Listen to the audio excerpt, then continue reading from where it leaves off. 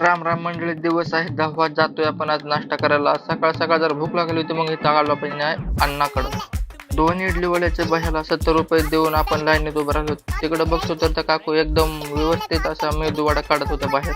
तब्बल 7.5 मिनिटाच्या अथक प्रयत्नानंतर आपला नंबर आला. भैयाला म्हणलं होतं आपल्या 2 मेदू वडे टाक, पण दादानं 2 इडल्या टाकल्या होत्या.